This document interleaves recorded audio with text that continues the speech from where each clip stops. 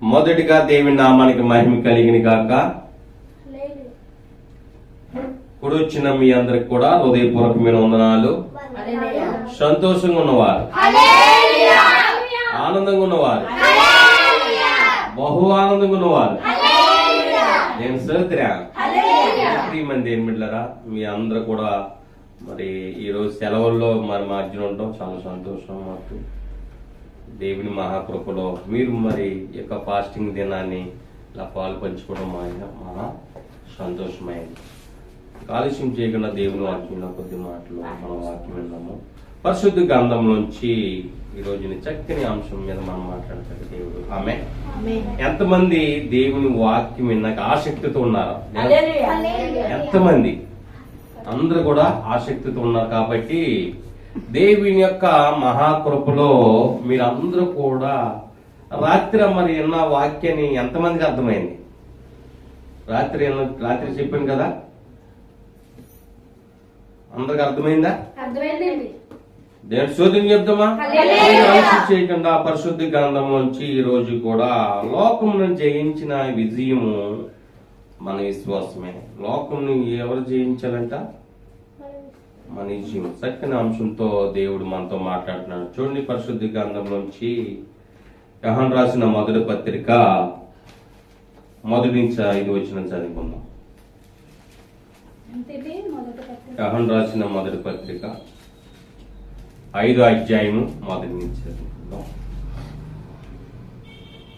యేసే క్రీస్తయ్య ఉన్నాడని, యేసు క్రీస్తే ఉన్నాడని నమ్మిన ప్రతివాడును దేవుని మూలముగా పుట్టి ఉన్నాడు. పుట్టించిన వానిని ప్రేమించు ప్రతివాడును ఆయన మూలముగా పుట్టిన వానిని ప్రేమించును. మనము దేవుణ్ణి ప్రేమించుచు ఆయన ఆజ్ఞలను నెరవేర్చు వారమైతిమా దేవుని పిల్లలను ప్రేమించుచున్నామని దాని వలనే ఎరుగుదుము. మనం ఆయన ఆజ్ఞలను గైకొన్నటియే దేవుణ్ణి ప్రేమించుట. ఆయన ఆజ్ఞలు భారమైనవి కావు. దేవుని మూలముగా పుట్టిన వారందరూ లోకమును జయించెదరు. లోకమును జయించిన విజయము మన విశ్వాసమే. చాలండి, ప్రార్థన చేసుకుందాం. పరిశుద్ధ మహోన్నతుడ తండ్రి, మీ ఘనమైన నామం బట్టి, మీ కృపను బట్టి, మీ కనికరను బట్టి, మీ దయ క్రియటను ప్రభా, ఈ శ్రేష్టమైన దినాన్ని, ఈ శ్రేష్టమైన సమయాన్ని ఈ పరిశుద్ధమైన వాక్యం ద్వారా కావలసిన ఆత్మీయాహారము తండ్రి ఛానల్లో చూస్తున్న ప్రతి ఒక్కరిని, వారి కుటుంబాలని, పరిచర్యలని మీరు దీవించండి. వచ్చిన ప్రతి ఒక్కరి బిడ్డ హృదయంలో ఈ వాక్యాన్ని ముద్ర వేసుకోవడానికి మీరు సహాయం చేయమని నజరేయుడైన యేసుక్రీస్తు నామములో అడిగి వేడుకుంటున్నాం తండ్రి. ఆమేన్. ప్రియమైన దేవుని బిడ్డలారా, చాలా చాలా జాగ్రత్తగా దేవుని వాక్యం అంటే అర్థమవుతుంది. ఆమె ప్రభు చెప్తున్నాడు. ప్రభుని ఏమని సెలవిస్తున్నాడంటే యోహాను రాసిన మొదటి పత్రికలో క్రీస్తుని, యేసుక్రీస్తుని ఎవరైతే నమ్ముతారో, ఎవరైతే విశ్వాసిస్తారో వారి ద్వారానే, ప్రభు ద్వారా మాత్రమే లోకాన్ని జయించగలుగుతారంట. దేవుని స్తోత్రం చెప్పాలి. అయితే ఈ లోకాన్ని జయించడానికి క్రైస్తవుడు చాలా ప్రయాసపడుతున్నాడు. ఆమె ప్రయాసపడుతూ మళ్ళీ లోకం వైపు తిరుగుతూ ఉంటున్నాడు. అయితే పరిశుద్ధ గ్రంథం ఏమని సెలవిస్తుందంటే, చూడండి, అందులో 5వ వచనంలో ఏమని సెలవిస్తుందంటే, యేసు దేవుని కుమారుని నమ్మిన వాడు తప్ప లోకము జయించిన వాడు మరి ఎవ్వడును లేడు. దేవుని స్తోత్రం చెప్పండి. ఎలా జయించాలంటే ఈ లోకమును జయించుదురు. లోకము జయించిన విజయము మన విశ్వాసమే. విశ్వాసం ఎక్కడుంది? ఓన్లీ క్రీస్తులోనే ఉంది. దేవుని స్తోత్రం చెప్పండి. ఎంత విశ్వాసం అంటే ప్రభు మన కొరకు ప్రాణం పెట్టిన గొప్ప విశ్వాసం ఎక్కడ దొరుకుతుందంటే ఆయనలోనే దొరుకుతుందండి. ఆమేన్, ఆమేన్. ఈ లోకంలో నువ్వెంత ప్రయాసపడినా, నువ్వెంత లోకం మీద ఆసక్తి కలిగి ఉన్నా కానీ ఈ రోజున ఒక్కొక్క భక్తుడిని మనం జ్ఞాపం చేసుకుంటే యేసుక్రీస్తు ప్రభు యొక్క శిష్యులు కానీ, లేకపోతే క్రీస్తు పూర్వం ఉన్న భక్తులు కానీ ఎవరైనా క్రీస్తులోనే నెరవేర్పు జరిగింది. దేవుని స్తోత్రం చెప్పండి. క్రీస్తు ద్వారా రక్షణ దేవుడు మనకి ఇచ్చాడండి. దేవుని స్తోత్రం చెప్పండి. హల్లెలూయా. ఈ లోకంలో ఎంతో ప్రయాసపడతాడు మానవుడు, కానీ ఈ లోకాన్ని జయించాలంటే మనలో ఎవరు ఉండాలి? యేసుక్రీస్తు ప్రభువు నమ్మి ఉండాలా. ఏమంటున్నాడు అక్కడ వాక్యం సెలవిస్తున్నామా? చదవండి. ఏమని రాసిన మొదటి పత్రికనే 5వ అధ్యాయం మొదటి వచనం. యేసుక్రీస్తే ఉన్నాడని నమ్మి ప్రతివాడును దేవుని మూలంగా పుట్టి ఉన్నాడు. పుట్టించిన వానిని ప్రతివాడును ఆయన మూలముగా పుట్టిన వానిని ప్రేమించును. మనము దేవుని ప్రేమించుచు ఆయన ఆజ్ఞలను నెరవేర్చు వారమైతిమా దేవుని పిల్లలను ప్రేమించుచున్నామని దాని వలనే ఎరుగుదుము. దేవుని స్తోత్రం చెప్పండి. ఆయన ఆజ్ఞ పాటించాలి, ఆయన నమ్మాలి, ఆయన వెంబడించాలి, ఆయన విశ్వాసించాలి, ఆయన మార్గంలో ఉండాలి. దేవుని స్తోత్రం. ఆయన చెప్తున్నాడు, ఈ రోజున ప్రియమైన దేవుడులారా ప్రభువుని పక్కన పెట్టే ఈ లోకంలో చాలా మంది క్రైస్తవులైన వారు కానీ విశ్వాసం నుంచి వారు త్రొట్టెళ్ళిపోతున్నారు. ఎందుకంటే వారి ఆసక్తి అంతా లోకమే మీద ఉంటుంది, కానీ అయ్యో దేవునితో సహవాసం, దేవుని మీద ప్రేమ, దేవుని కొరకు మనము ఆసక్తి ఎవరిలో లేదు. 5వ వచనంలో క్లియర్ గా మెన్షన్ చేశాడు. చూడండి అక్కడ ఏమంటాడు, యేసు దేవుని కుమారుడని నమ్మిన వాడు తప్ప లోకమును జయించేవాడు మరి ఎవ్వడు నీళ్లు ద్వారాని రక్తం ద్వారాని వచ్చిన వాడు ఈయనే, అనగా యేసుక్రీస్తు. ఈయన నీళ్లతోనూ మాత్రమే గాక నీళ్లతోనూ రక్తముతోనూ వచ్చును. ఆత్మ సత్యం గనక సాక్ష్యమిచ్చుచున్నవాడు ఆత్మే సాక్ష్యమిచ్చు. వారు ముగ్గురు అనగా ఆత్మీయు నీళ్లును రక్తమును ఈ ముగ్గురు ఏకీభవించి ఉన్నారు అన్నాడు. దేవుని స్తోత్రం చెప్పండి. ముగ్గురు ఎవరంట? బాగా చెప్పారు. ఇప్పుడు దేవుడు చూసుకుంటే తండ్రి, కుమార, పరిశుద్ధాత్మగా ఉన్నాడు. ఎవరైతే యేసుక్రీస్తుని నమ్ముతారో వారు మాత్రమే దేవుని పిల్లలుగా ఉన్నారు. ఆదాము మొదలుకొని ఈ రోజు కడపటి ఆదాము వరకు చూసుకుంటే విశ్వాసించిన వారు కొందరు, విశ్వాసించలేని వారు కొందరు ఉన్నారు. విశ్వాసించిన వారు దేవుని రాజ్యానికి వెళ్ళారు, విశ్వాసించలేని వారు నరకానికి పాతానికి పాత్రలుగా బైబిల్లో చూస్తున్నాం. దేవుని సూత్ర. అయితే ప్రియమైన దేవుల ఈ యొక్క రక్షణ విషయంలో, ఆత్మ విషయంలో ఈ లోకాన్ని మానవుడు ఎందుకు జయించలేకపోతున్నాడంటే, చాలా మంది నేనేదో యుద్ధాలు అనుకుంటారు, కానీ ఏమి కాదండి. ఈ లోకాన్ని ఎలా జయించాలంట? యేసుక్రీస్తు ద్వారానే, ఆయన రక్తంలోనే మనకు రక్షణ కలిగింది. ఎవరిలో ఉండాలి విశ్వాసము? క్రీస్తులో. దేవుని స్తోత్ర. అబ్రహం విశ్వాసించిన, అబ్రహం నమ్మునని ఉంటారు వాక్యం. ఆమె అబ్రహం నమ్మాడు, తన కుటుంబానంతా తన సంతదంతా రక్షించి ఉన్నాడు. మనం నమ్మి విశ్వాసించిన ఎడల దేవుడు మన పక్షం కూడా గొప్ప కార్యాలు చేస్తాడు. ఈ భూమి మీద జయించిన వారిని చూస్తే చాలా మంది ప్రభుని వెంబడించి దేవుని యొక్క ప్రవక్తలందరూ కూడా ఈ లోకాన్ని జయించిన వారిగా కనబడుతుంది. దేవుని స్తోత్రం. ఇప్పుడు వరకు అంటే ఆయన మన మధ్యకి వచ్చి ఆయన మనకి ఒక మాదిరి చూపించి ఆయన పోలుకుని నడుచుకున్నప్పుడు శిష్యులు కూడా అందరూ కూడా ఈ లోకాన్ని జయించిన వారిగా దేవుని వాక్యం చూస్తుంది. దేవుని స్తోత్రం. చూడండి ప్రకటన గ్రంథము 3వ అధ్యాయము 5వ వచనం చదవండి. ప్రకటన 3:5.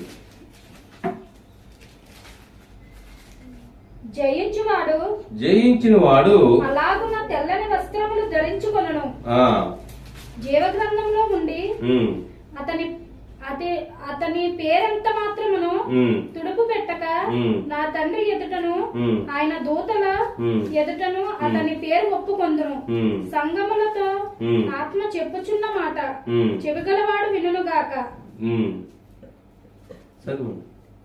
ఫిలాదెల్ఫియాలో ఉన్న సంఘపు దూతకు ఇలాగు వ్రాయము, దావీదు తాళపు చెవి కలిగి ఎవడను వెయ్యలేకుండా తీయవాడును, ఎవడు తీయలేకుండా వెయ్యవాడునైనా సత్య స్వరూపియగు పరిశుద్ధుడు చెప్పు సంగతులు ఏమనగా, నీ క్రియలను నేను ఎరుగెదను, 21 వచ్చిన కూడా చదవండి. 21 అండి. అందులోనే నేను జయించి నా తండ్రితో నేను జయించి జయించి నా తండ్రితో కూడా ఆయన సింహాసనం నందు కూర్చుని ఉన్న ప్రకారము జయించి వారిని నాతో కూడా నా సింహాసనం నందు కూర్చుండ నిచ్చెద్దును. దేవుని స్తోత్రం చేస్తాను. హల్లెలూయా. హల్లెలూయా. ఎక్కడ జయించాలి? లోకంలో ప్రతి క్రైస్తుడు జయించిన వాడిగా ఉండాలి. జయిస్తున్నారా? ప్రభు చెప్పమని లేదు, గుర్రాలు రథాలు యుద్ధాలతో జయించమని లేదు. ఎవరితో జయించాలట? ఆమె నీ శరీరం ఆత్మకు మధ్యన రోజు యుద్ధం జరుగుతుంది. ఏం జరుగుతుంది? యుద్ధం. దాంట్లో జయించాల. శరీరానికి అప్పగించానుకో అది లోకానికి గీడ్చుకెళ్ళిపోతుంది. ఆత్మతో నీ శరీరంతో జరుగుతున్న యుద్ధంలో దేవుని ఆత్మ దేవునితో సహవాసం ఉన్న వారు దేంట్లో జయిస్తారట? ఆత్మతో, దేవుని పరిశుద్ధ ఆత్మతో జయిస్తారట. దేవుని శోధన చెప్పండి గట్టిగా. ఈ లోకములో చాలా మంది ఈ లోకంలో త్రొట్టిల్లిపోతున్నారు, బాప్తిస్మం పొందుతున్నారు, మరి దేవుని దగ్గర జయించలేకపోతున్నారు. బాప్తిస్మం పొందుతున్నారు, సన్నిధిలో మరి రావాల్సిన వారు సన్నిధికి రాలేకపోతున్నారు. ఎందుకంటే నీ బలహీనత అంతా నీ దేహమై ఉన్నది, నీ శరీరం ఉంది. నీ దేహం దేవుని ఆలయమై చేసుకోమని దేవుడు చెప్తే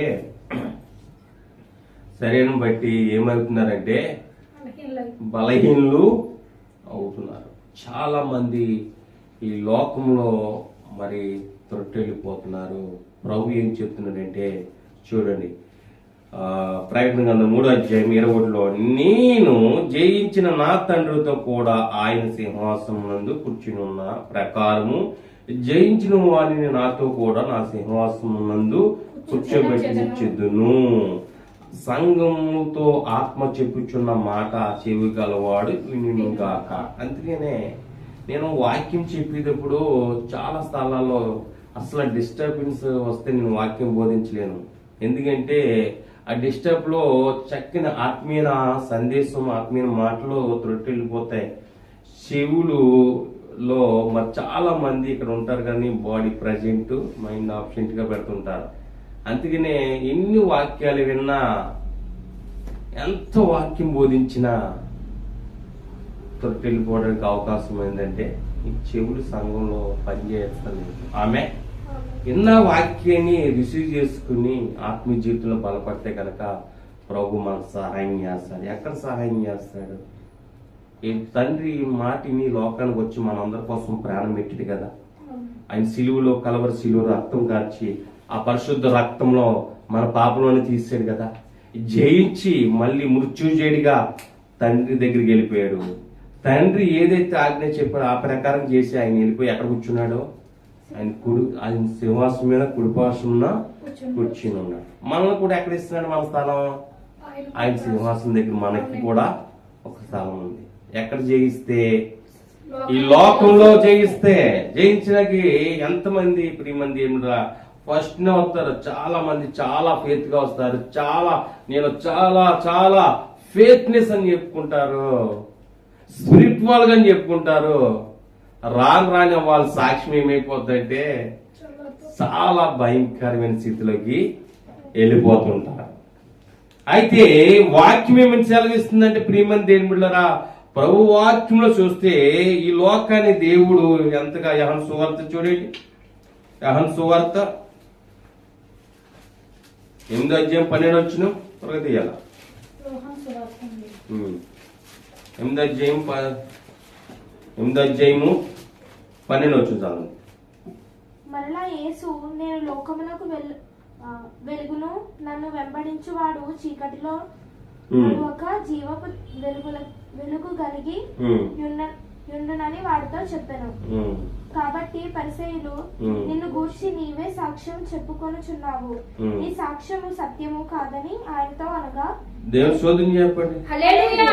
ఈ లోకమునికి వెలుగైన దేవాది దేవుని పక్షాన్ని చాలా మంది చీకట్లోకి వెళ్ళిపోవడానికే ఆసక్తి చూపిస్తారంట. ఆమె ఎందుకంటే దురాత్మ ఎక్కడి నుంచో రాదు. ఆమె శాస్త్రులు పరిసయ్యులు ఆ దినాన్ని చూస్తే ఆ దేవునికి వ్యతిరేకంగా కనబడుతుంటారు.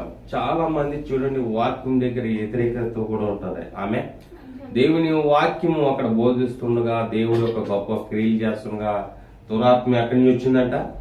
శాస్త్రులు పరిసయ్యులు అనేక మంది సద్కేలతోని అనేక మందితో అక్కడ యూదులలోంచి వచ్చింది.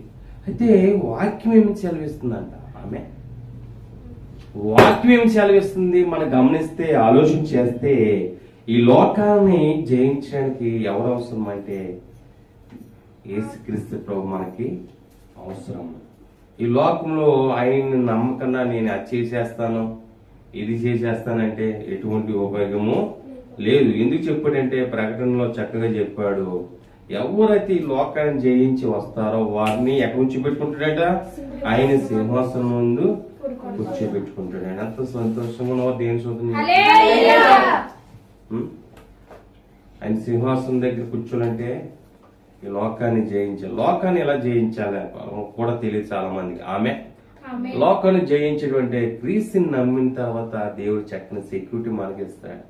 ఎందుకంటే ఆయన అన్నాడు చూడండి అన్నమాట, 4వ వచనం యోహాను రాసిన మొదటి పత్రిక 5వ అధ్యాయము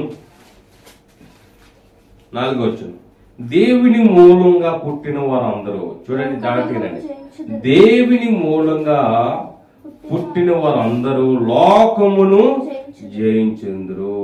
లోకమును జయించిన విజయం మన విశ్వాసమేనంట. దేవుని స్తోత్రం చెప్తారు. దేవుని మూలంగా పుట్టడం ఏంటండి? మరి మేమందరం ఎవరమైనా కూడా మీకు క్వశ్చన్ రావచ్చు. ఈ లోకంలో దురాత్మలు ఉన్నాయి, దేవుని నమ్మిన వారు తొట్టెళ్ళిపోయిన వారు ఉన్నారు, విశ్వాసించలేని వారు మాత్రమే వాక్యం సెలవిస్తుంది. చూడండి ఆ మాట కూడా చూద్దాం. అందులోనే 18వ వచనం చదవమ్మా.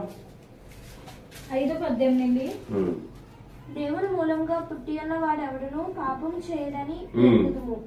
దేవుని మూలంగా పుట్టినవాడు తను భద్రం చేసుకొను గనుక దుష్టుడు వాని ముట్టడు.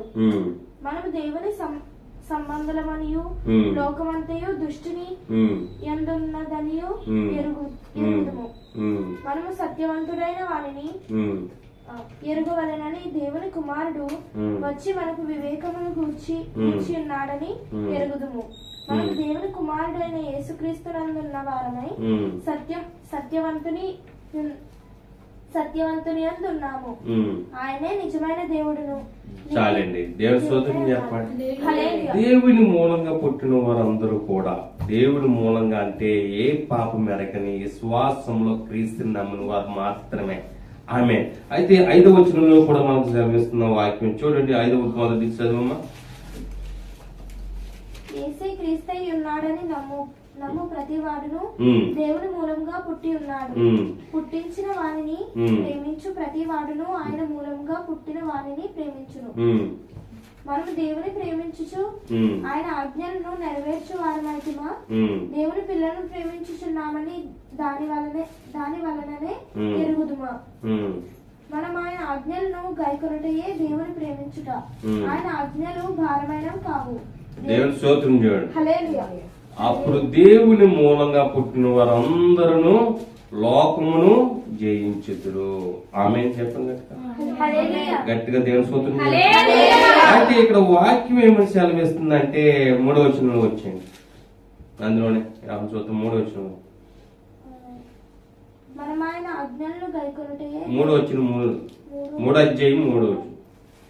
యోహాను సువార్త అండి. మొదటి యోహాను 3వ అధ్యాయము 3వ అధ్యాయం. ఆయన యందు ఈ నిరీక్షణ పెట్టుకొనినా కాదు, ప్రతివాడు యోహాను సువార్త కాదు, యోహాను మొదటి పత్రిక 3వ అధ్యాయము 1వ వచనం. మనము దేవుని పిల్లలమని పిలువబడినట్లు తండ్రి మనకి ఎట్టి ప్రేమ అనుగ్రహించెను చూడుడి. మనము దేవుని పిల్లలమే. ఈ హేతువు చేత లోకము మనలను ఎరుగదు, ఏలయనగా అది ఆయనకు ఎరుగలేదు.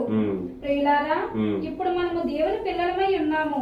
మనం ఇక ఏమవుతామో అది ఇంకా ప్రత్యక్షపడలేదు. మ్మ్. గాని ఆయన ప్రత్యక్షమైనప్పుడు మ్మ్. ఆయన ఉన్నట్లుగానే మ్మ్. ఆయనను చూతుము. మ్మ్. కనుక ఆయనను పోలియుందుమని మ్మ్. ఎరుగుదుము. మ్మ్. ఆయన యందు ఈ నిరీక్షణ పెట్టుకొనిన ప్రతివాడును మ్మ్. ఆయన పవిత్రుడై ఉన్నట్లుగా మ్మ్. తన్ను పవిత్రునిగా చేసుకొనును.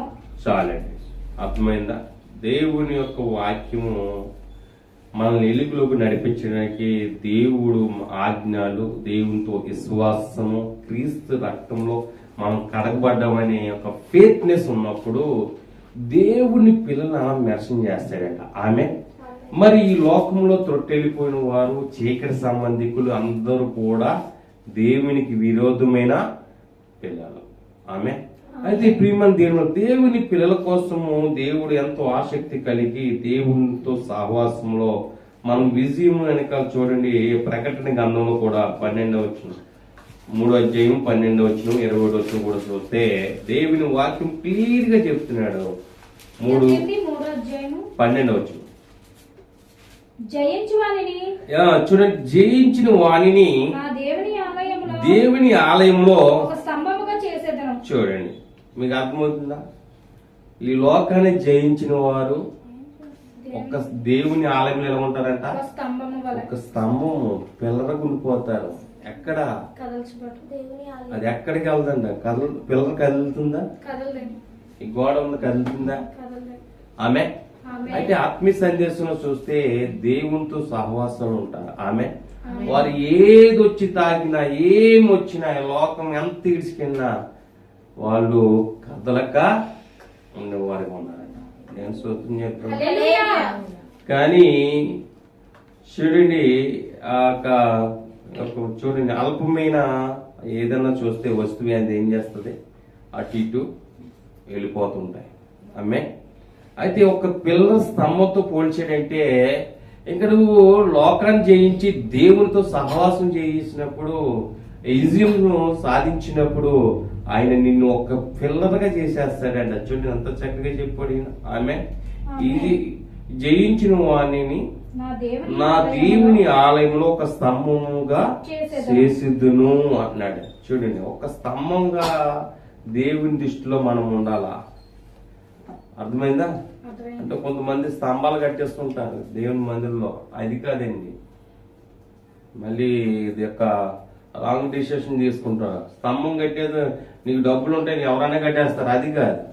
నువ్వు దేవుని ఆలయంలో ఒక పిల్లరగా ఉన్నావంటే దేవుని ఒక సింహాసనంలో దేవుని బిడ్డగా నువ్వు ఉన్నట్టే. ఆమె అలాంటి గొప్ప మంచి అవకాశాలు ఎక్కడ ఉన్నాయంటే క్రీస్తు రక్తంలో మన పరిశుద్ధాత్మ దేవుడు మన పక్షాన్ని నీళ్లతోని, రక్తంతోని, ఆత్మతోని మనల్ని నీతిమంతులుగా, పరిశుద్ధులుగా ఎంచాడు. గట్టిగా దేవుని స్తోత్రం చెప్పండి. సంతోషంగా చెప్పండి. అదే కొరింథీయులకు రాసిన మొదటి పత్రికలో మొదటి అధ్యాయం చూడండి. కొరింథీయులకు రాసిన మొదటి పత్రిక 15వ అధ్యాయం నుంచి 57 వచ్చింది. 15వ అధ్యాయం 57. ఆయనను మన ప్రభువైన యేసుక్రీస్తు మూలముగా మనకు జయము అనుగ్రహించుచున్న దేవునికి స్తోత్రము కలుగును గాక. కాగా నా ప్రియ సహోదరులారా, మీ ప్రయాసము ప్రభువునందు వ్యర్థము కాదని ఎరిగి స్థిరులను కదలని వారును ప్రభు కార్యాభివృద్ధి యందు ఎప్పటికీ ఆసక్తులై ఉండుడి. దేవుని స్తోత్రం చెప్పండి. ఆయనను మన ప్రభువైన యేసుక్రీస్తు మూలంగా మనకు జయం అనుగ్రహించుచున్న దేవునికి స్తోత్రం కలిగిన గాక. దేవుని స్తోత్రం చెప్పండి. ఎవరికి ఉందంటే విజయము ప్రభువైన క్రీస్తులో ఉందంట. దేవుని స్తోత్రం. ఆయన యొక్క రక్తంలో మన మానవుడు యొక్క ప్రతి ఒక్క పాపము తీసిన దేవుని పక్షాన్ని మోస్ట్ ఇంపార్టెంట్ వర్డ్ దేవుని వాక్యం ఏమని సెలవిస్తుందంటే the blood of Jesus every clean అంట. దేవుని స్తోత్రం. అర్థమవుతుందా? ది జీసస్ క్రైస్ట్ ఎవ్రీ ఆయన బ్లడ్ క్లీన్ లో, పరిశుద్ధ రక్తంలో మన అందరం కూడా ఎవ్రీడే ప్రతిరోజు కూడా మన అందరం కూడా పరిశుద్ధపరిచింది. దేవుని స్తోత్రం చెప్పండి. అయితే అలాంటి దేవాది దేవుని వాక్యాన్ని విని విడిచిపెట్టడం వల్ల ఎటువంటి ప్రయోగం లేదని కూడా సెలవిస్తున్నాడు. చూడండి, ఆదాము మొదలుకుని ఈ రోజు కడపటి వాక్యం వరకు చూస్తే ప్రభు వాక్యం ఏమని సెలవిస్తుందంటే, నీలో ఉన్న విజయము వెనక ఎవరున్నారంట? యేసుక్రీస్తు ఉన్నారు. దేవుని స్తోత్రం చెప్పాలి. నీకు ప్రతి విషయంలోని ఈ లోక సంబంధమైన మరి పెట్టుకోకుండా దేవుని పిల్లలైన వారు దేవుని సంబంధం దేవుని పిల్లలుగా పుట్టారంటే ఎవరితో సహవాసం కలిగి ఉండాలంట? అన్యోన్యమైన సహవాసము దేవునితో కలిగి ఉండాలంట. ఆయన పరిశుద్ధ రక్తంలో మనల్ని కడిగాడు, నీతి మంత్రులు ఇచ్చాడు. కనుక చివరిగా మాట చూస్తుంది ప్రకటన గ్రంథంలోనే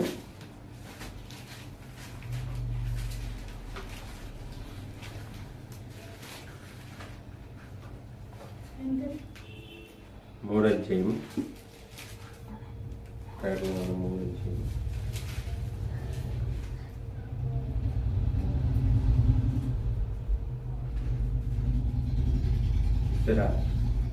అధ్యాయం చూడండి, కింద వచ్చిన చదువు 5 కాదు 2 వచ్చినాయి సార్. 3:2 నీ క్రియలు నా దేవుని ఎదుట సంపూర్ణమైనవిగా నాకు కనబడలేదు కనుక జాగరూకుడవై చావనై ఉన్న మిగిలిన వాటిని బలపరచుము. నీవిలాగ ఉపదేశమును పొందుతువో ఇలాగ వింటువో జ్ఞాపకం చేసుకుని దానిని గైకొనుచు మారు మనస్సు పొందుము. నీవు జాగరూకుడవై ఉండని ఎడల నేను దొంగ వలె వచ్చేదును, ఏ గడియను నీ మీదకి వచ్చేదును మీకు తెలియనే తెలియదు అన్నాడు. దేవుని స్తోత్రం చెప్తాం. అయితే దేవుడు ఈ రోజున చక్కని అవకాశము, దేవుని పక్షాన్ని. మరి మీ క్రియలు దేవునికి ఎలా మురికి గొడ్డు వల్లే ఉన్నాయి. మీ క్రియల్లో ఏమీ లేదు. ఎందులో ఉందంట? ఆయన రక్తంలో ఉందంట, ఆయన నామంలో ఉందంట. దేవుని స్తోత్రం. ఆ మాట చూడండి, నీ క్రియలు నా దేవుని ఎదుట సంపూర్ణంగా నాకు కనబడలేదు గనుక జగత్తుకుడనై సావునే ఉన్న మిగిలిన వాటిని బలపరచము. దేవ సోదరుని చెప్పండి, నేను ఈ పుణ్యక్షేత్రాలు చేస్తాను, ఆ క్షేత్రాలు చేస్తాను. అబ్రహాం కూడా ఆ దేవుని దృష్టిలో అనేక క్రియలు చేశాడు. దేవుడు అంటాడు, అబ్రహాం ఎప్పుడైతే దేవుణ్ణి నమ్మాడో అప్పుడు నీతిమంతుడిగా ఎంచాడంట. దేవుని సోదరుని చెప్దాం. అలాంటి దేవుని పక్షాన్ని మనము ఈ లోకంలో ప్రయాస క్రియల్లో మరి ఎంత మాత్రం లేదు. కానీ యేసుక్రీస్తు యొక్క రక్తంలో ఎప్పుడైతే నువ్వు కడగబడ్డావో, ఎప్పుడైతే బాప్తిసం పొందావో, ఎప్పుడైతే నమ్మారో, విశ్వాసించారో అప్పుడు ఈ లోకాన్ని జయించిన వారుగా కనబడుతున్నాడట. దేవుని స్తోత్రం చెప్పండి. హల్లెలూయా. నీ క్రియల ద్వారా నువ్వు ఎప్పుడు దేవుణ్ణి మరి విశ్వాసము నీ క్రియల ద్వారా చూడండి. చాలా ఇందాక కూడా చెప్పాను, చాలా మంది మొదట స్పిరిట్ గా వస్తారు, చాలా స్పిరిట్ ఆత్మీయంగా వస్తారు, తర్వాత ఏమైపోతారు చెప్పాలి, తొట్టిల్లిపోతారు, చల్లారిపోతారు. ఏమైపోతారట? చల్లారిపోతారు. ఆ ప్రేమ అంతా ఏమైపోద్దట? ఏమైపోద్దండి? మొదటి ప్రేమ ఎంత ఏమైపోద్దంట? తగ్గిపోతుందంట. లోకంలో వారు లోకస్తులుగా అనేక మంది ఈ రోజున ప్రియమందిరులుగా దేవుడు ఒకటే చెప్తున్నాడు అందరికి కూడా, దేవుని ఎవరైతే విశ్వాసిస్తారో, ఎవరైతే దేవుని నమ్ముతారో, ఎవరైతే దేవుడితో అన్యోన్యమైన సాహసం చేస్తారో, ఎవరైతే దేవుని కోసం ఆసక్తి కలిగి ఉంటారో వారి పక్షాన్ని ఆయన పక్షాన్ని కూర్చునే సింహాసం ముందు చక్కని అవకాశము దేవుడు ఇచ్చాడు. క్రైస్తవులని చెప్పుకుంటూ మాత్రం సరిపోదు, కానీ ఈ లోకాన్ని ఎప్పుడైతే జయించి లోకంలో ఉన్న దాని మీద ఆశపడకుండా దేవునితో మీరు ఉన్నారో అప్పుడు ఖచ్చితంగా దేవుడు మనకు సహాయం చేస్తాడు. అందుకని ఈ రోజుని లోకంలో జయించిన విజయము మన విశ్వాసమేనంట. ఆమె లోకాన్ని జయించడానికి ఏం కావాలంటే విశ్వాసము. ఇంకా అంటే విశ్వాసం ఉంటే ఈ లోకాన్ని నువ్వు జయిస్తావు. ఆ విశ్వాసం ఎక్కడి నుంచి వస్తుందో కూడా చెప్పాను. యేసుక్రీస్తు ప్రభు ద్వారానే వస్తుంది. ఆమె ఈజీయము దేవుణ్ణి మరి ఈ లోకాన్ని జయించే శక్తి, ఈ ఫేత్నెస్ ఎక్కడ దొరుకుతుందంటే లోకంలో ఏ ఫ్రెండ్స్ దగ్గర దొరకదో, ఏ కుటుంబంలో దొరకదో, ఎవరు కూడా మీకు సహాయము చేయలేరు. కానీ విశ్వాసం అనేది మన కోసం ప్రాణం పెట్టిన మన యేసే ద్వారానే వస్తుంది. ఆయన నామం స్తుతించబడాలి, ఆయన నామమే మహింపరచబడాలి, ఆయన నామమే గణపరచబడాలి, ఆయన నామమే హెచ్చించబడినప్పుడే దేవుని పక్షాన మనం ఉన్నప్పుడు ఈ లోకాన్ని మనం జయించిన వారికి ఉన్నాము. అందుకే జయించిన వారి గురించి దేవుడు ఈ రోజు చెప్తున్నాడు. జయించిన వారని చెప్పుకుంటూ లోకంలో తిరగడం కాదు, కానీ దేవుని వైపు, దేవుని కార్యాల పట్ల దేవునితో సహవాసం ఉండి విశ్వాసించినప్పుడు ఖచ్చితంగా ఆయన సింహాసనం పక్కనే మనం కూర్చోబెట్టుకున్న అవకాశం కూడా దేవుడు మనకిచ్చాడు. మనందరం కూడా మరొకసారి మీరు మా మధ్యకి వచ్చి మరి చక్కని ఆత్మీయ సందేశాలు, ఆమె రాత్రి ఒక మెసేజ్, ఇప్పుడు చక్కని మెసేజ్ మీరు వినడానికి దేవుడు మహాకృప చూపించాడు. ఈ లోకాన్ని జయించాలంటే దేంతో పోరాటం చేయాలి? లోకంతో పోరాటం చేయాలి. లోకం అంటే నీ శరీరమే. ఆత్మతోని నీ శరీరం, నీ దేహంతోని పోరాటం చేయాలి. దేవునితో మనం విశ్వాసించినప్పుడు దేవుడు మనకు సహాయం చేస్తాడు. దేవుడు ఈ మాటలు దీవించిన గాక. ఆమేన్, ఆమేన్, ఆమేన్.